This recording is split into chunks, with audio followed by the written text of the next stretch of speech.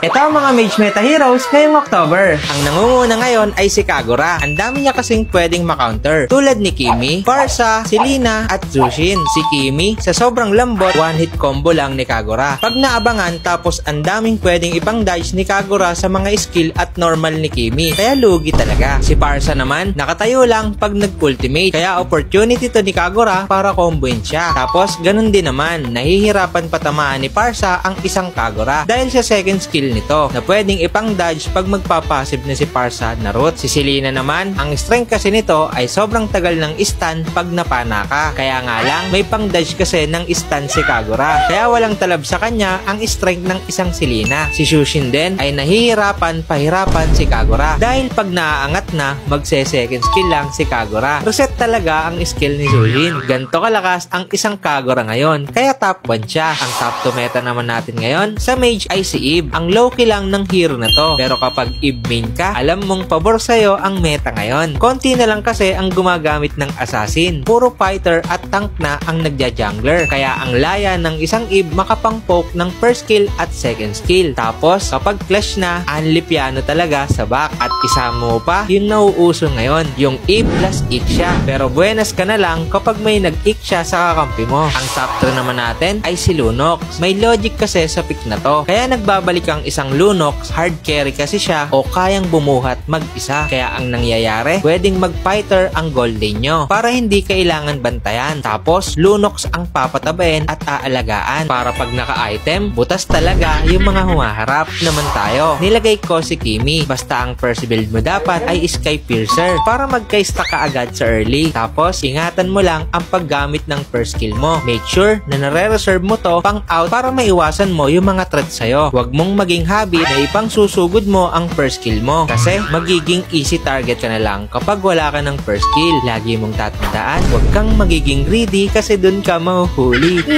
Ang isa ko pang tips, pag gagamit ka ng Kimi, lagi kang magpapa-stack ng passive mo sa mga jungle creeps na madadaanan mo para masakit ka na agad at mabilis kang makakapag-clear wave at mabilis kang makakapag-rotate sa mapa. Ang top 5 naman ay magugulat kayo, si Zushin. Kaya nilagay ko sa top si Zushin. Bumaba kasi ang pick rate nito. Hindi ko na din nakikita masyado sa RG. Siguro, ang mas prepare ng tao ngayon, yung matataas ang damage output at may pang combo. Pero kapag nagamay mo si Zushin, ituloy mo lang ang paggamit nito. Pero kapag hindi ka naman talaga Zushin user, pwede mong i-priority sa pick yung mga una kong nabanggit. Ang huling hero naman na marerecommend ko sa inyo ay si Novaria. Hindi talaga to nawawala sa meta. Ang lakas kasi ng poke. Tapos face reveal talaga kapag na-ultimate ka. Mas maganda nga lang to i-pick kapag may nakikita kang kakampi na Franco, Ranger, Bea, Ruby, at Arlot para sulit ang ultimate mo dahil may kakombo ka. Ito rin ang dahilan kung bakit hindi laging napipick si Novaria. Ang tawag natin sa kanya ay situational pick. Pero pwede naman talaga. At yun lang, para lagi kang may advantage. Huwag mo kalimutan mag-follow ha. Sana may natutunan kayo. Sana makatulong!